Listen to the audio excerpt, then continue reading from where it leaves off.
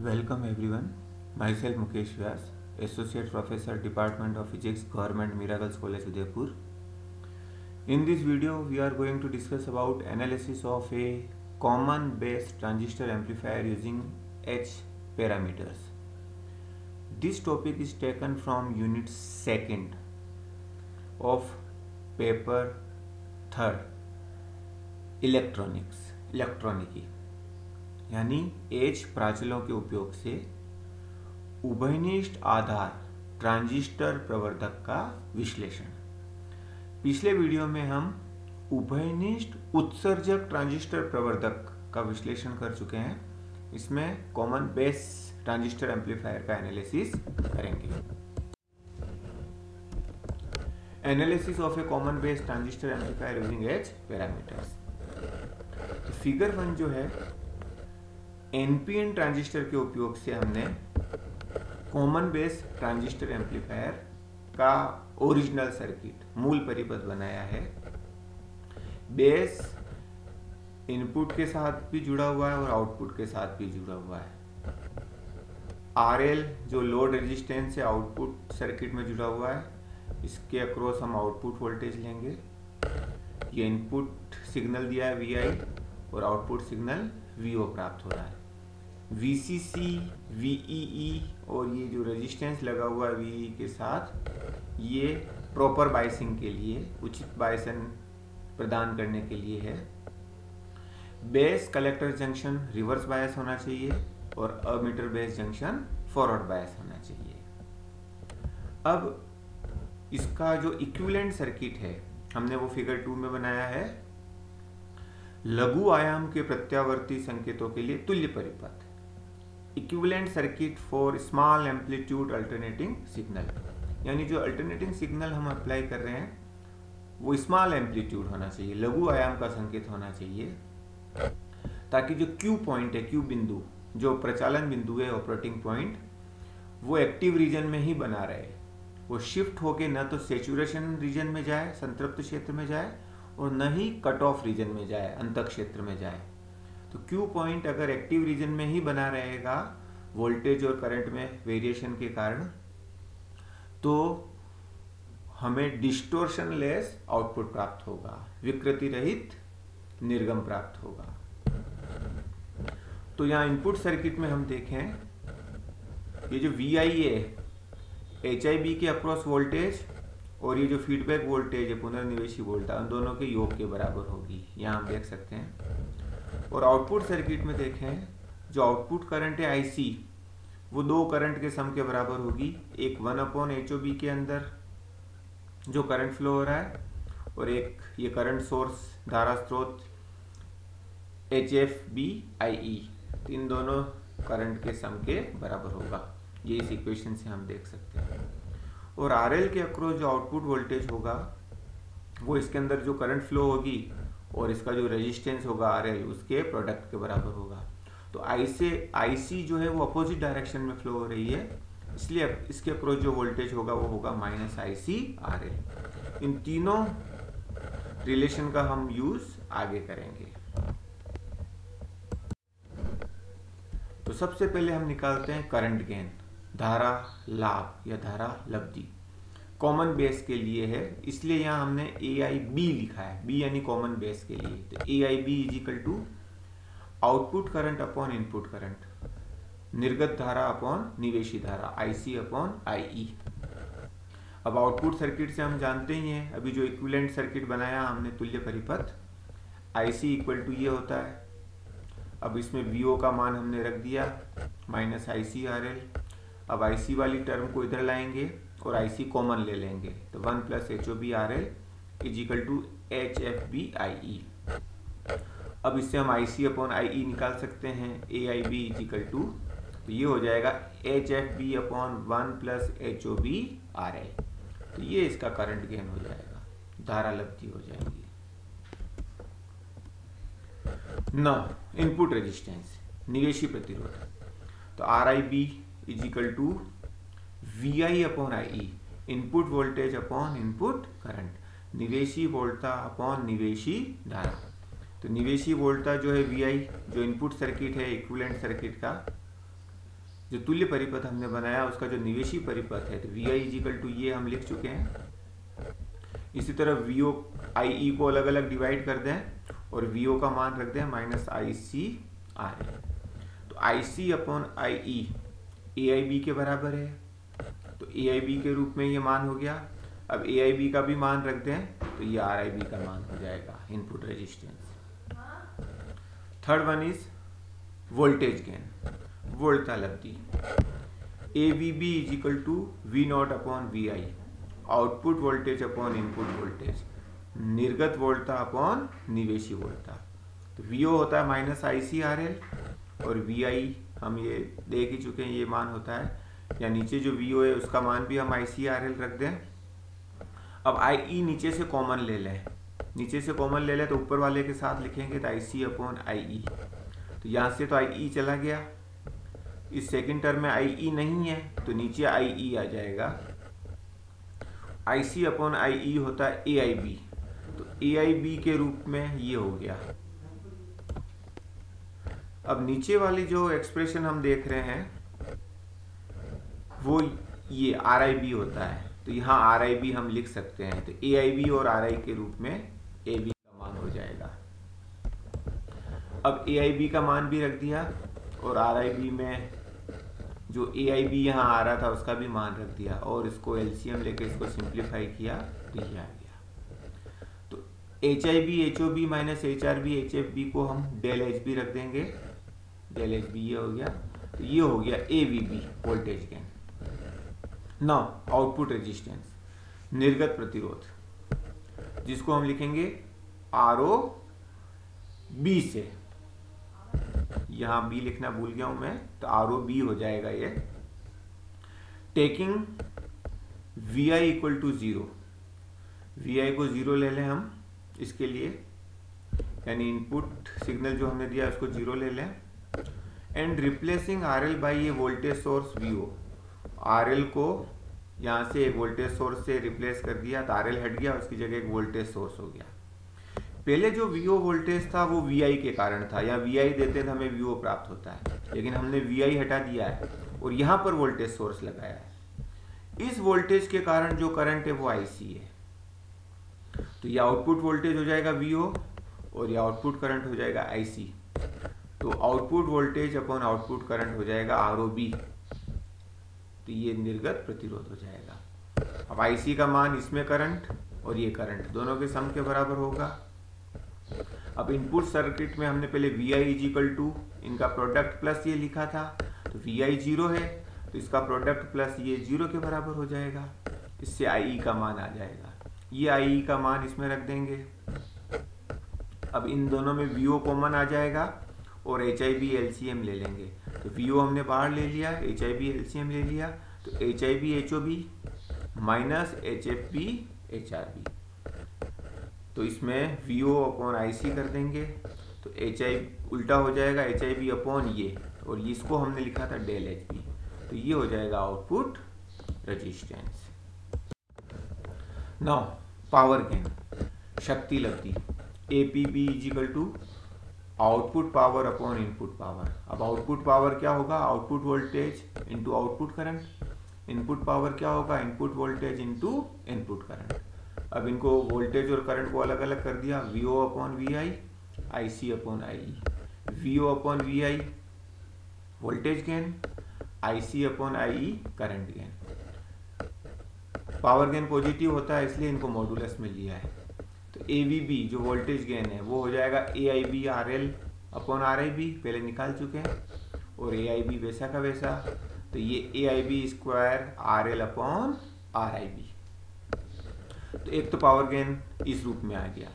अब ए I B और are I B का मान रख के इसको सिंप्लीफाई करें तो एच पैरामीटर के रूप में ये ए पी बी का मान, पावर गेन का मान हो जाएगा। अब जिस तरह कॉमन एमिटर एम्पलीफायर में हमने सिंप्लीफाइड मॉडल लिया था, तो यहाँ पे भी हम सरलीकृत प्रारूप सिंप्लीफाइड मॉडल लेंगे, तो सिंप्लीफाइड इक्विवेलेंट सर्किट जो होगा वो ये होगा। जैसे कि हम पहले वाले इक्विवेलेंट सर्किट में देख सकते हैं कि यहाँ पे क्या था, वीओ वोल्टेज वाली एच आर बी वीओ था, क्योंकि HRB का मान बहुत कम होता है, तो HRB VO का मान भी बहुत कम हो गया, तो उसको VI की तुलना में हम उसको नेग्लेक्ट कर देते हैं और HIB पहले यूं था उसको इधर लगा देते हैं, इससे कोई फर्क नहीं पड़ेगा। इसी तरह यहाँ पर 1/HOB लगा था RL के पैरेलल में, तो HOB का मान बहुत कम होता है, 10⁻⁻5 -6 के ऑर्डर के रूप में होता है, और RL 10⁻3 के ऑर्डर में होता है।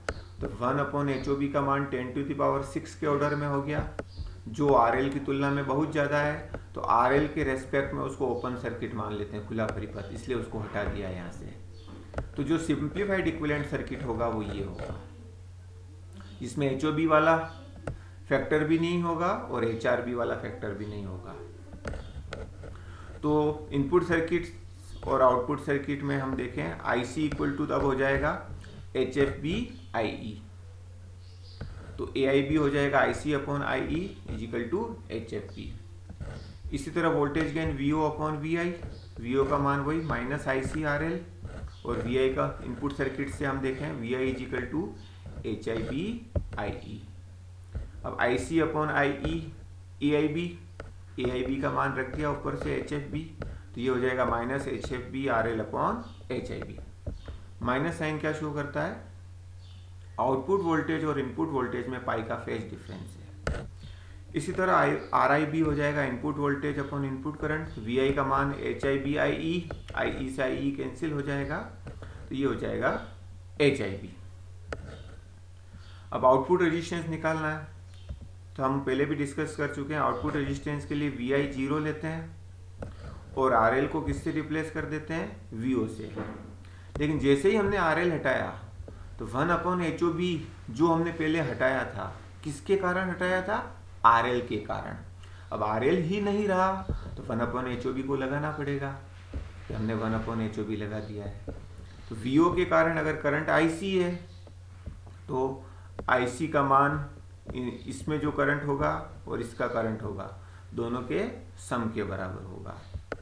अब यहाँ पर IE इंटू HIB 0 हो जाएगा, वो 0 हो जाएगा, तो IE 0 हो जाएगा। तो उस IC वाली इक्वेशन में अगर IE 0 रख दें तो ये मान आएगा VO/IC इजिकल टू 1/HOB, और VO/IC होता है ROB, तो ROB हो जाएगा 1/HOB। यहाँ हम लिख चुके हैं IC is equal to HFB IE plus HOB VO, IE 0 हो गया तो IC हो गया HOB VO, तो VO/IC हो जाएगा 1/HOB। ये हो जाएगा output resistance. Now transconductance model, अंतर चालकता प्रारूप। जिस प्रकार कॉमन एमीटर में हमने ट्रांसकंडक्टेंस मॉडल लिया था, तो इसमें भी हम लेंगे। अब IC equal to HFB IE है और VI यानी अमीटर और बेस के बीच वोल्टेज, तो VEB, क्योंकि पहले वाला टर्मिनल अमीटर है, दूसरे वाला बेस है, तो VEB भी लिख सकते हैं, तो ये हो जाएगा HIB IE। तो GM बेस, GM जो हमने लिया था वो केवल कॉमन एमीटर के लिए लिया था।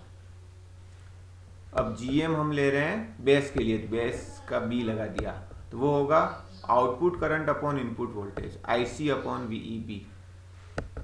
अब VEB की जगह हम अगर VBE कर दें तो साइन माइनस हो जाएगा, और IC/VBE का मान पहले हम देख चुके हैं कॉमन एमीटर एम्पलीफायर के लिए, वो GM होता है, तो ये हो जाएगा -GM। तो यहाँ GMB का मान किसके बराबर होगा, -GM के बराबर होगा। तो IC किसके बराबर हो जाएगा, या IC VEB इधर ले जाएंगे, वो हो जाएगा -GM VEB।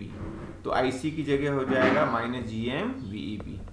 तो ये इक्विवेलेंट सर्किट हो जाएगा ट्रांसकंडक्टेंस मॉडल में, अंतर चालकता प्रारूप में तुल्य परिपथ हो जाएगा। अब कॉमन बेस सर्किट की बात करें, और इसमें हम कॉमन एमीटर सर्किट को भी साथ में लेंगे, क्योंकि हम क्या चाहते हैं कि जो एच पैरामीटर है, कॉमन एमीटर के जो एच पैरामीटर है उसका कॉमन बेस के एच पैरामीटर के साथ क्या रिलेशन है वो ज्ञात करना चाहते हैं, तो हम दोनों को एक साथ लेंगे। तो कॉमन बेस के लिए VEB यानी VEB इजिकल टू क्या होगा HIB/IE। और अगर यही कॉमन एमीटर सर्किट होता तो VEB की जगह हम क्या लेते हैं VBE, और वो होता है HIE/IB। उसमें इनपुट करंट IB होता है और कॉमन बेस में इनपुट करंट IE होता है।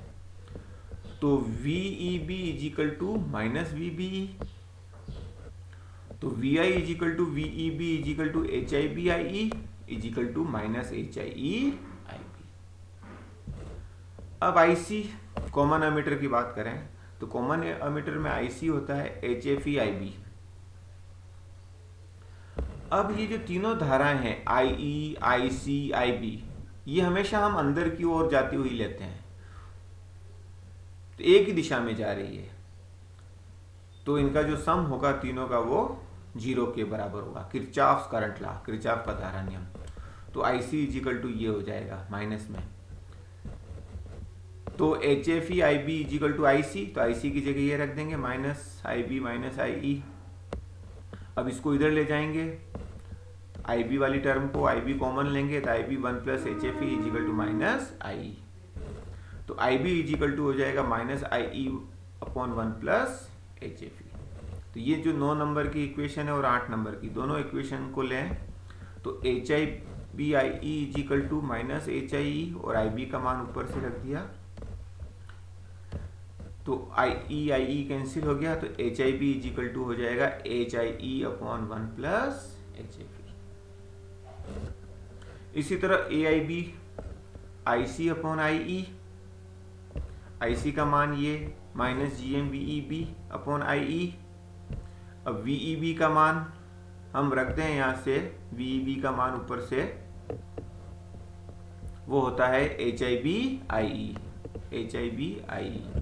IE से IE कैंसिल हो जाएगा, तो ये माइनस GM/HIB का मान यहाँ से रख देंगे, और GM का मान हम जानते ही हैं, पहले कॉमन एमीटर एम्पलीफायर में निकाल चुके हैं, HFE/HIE, और HIB का मान भी रख दिया, तो HIE से HIE कैंसिल, ये हो जाएगा माइनस HFE/1 प्लस HFE, लगभग 1 के बराबर, माइनस 1 के बराबर। यानी आउटपुट करंट और इनपुट करंट में पाई का फेज डिफरेंस है, तो करंट गेन का मान लगभग 1 होता है। Now voltage gain VO/VI minus RC RL/VI। IC का मान होता है minus GMVEB, minus minus plus हो गया, और VI यानी VEB से VEB cancel, GMRL positive value है, यानी कोई फेज डिफरेंस नहीं होता आउटपुट वोल्टेज और इनपुट वोल्टेज के बीच।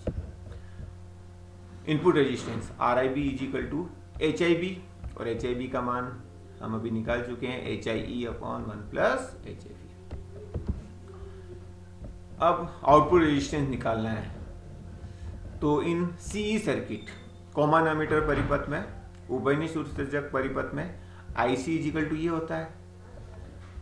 अभी हमने देखा था IB plus IE plus IC equal to 0, तो IB इजिकल टू हो जाएगा माइनस IE प्लस IC, तो IB का मान रख दिया। अब कॉमन बेस सर्किट की बात कर रहे हैं, तो कॉमन बेस सर्किट में अगर ROB का मान ज्ञात करना चाहते हैं तो VI हम 0 लेते हैं, तो VI 0 लेने से जो इनपुट सर्किट है उसमें HIB/IE 0 हो जाता है, तो IE इक्वल टू 0 हो जाएगा, और साथ ही जो आउटपुट करंट है IC वो होता है HOB/VO। अब ये जो VO यहाँ है कॉमन बेस में, वो सेम वही लिया जो कॉमन एमीटर में, यानी दोनों वैल्यू सेम है VO की। तो अब हम देखें ऊपर से, ये IE 0 हो गया, तो IE यहाँ 0 रख दें, और इस वाली टर्म को हम लेफ्ट हैंड साइड में लाएं, तो IC कॉमन आ जाएगा, तो 1 प्लस HFE HOE/VO।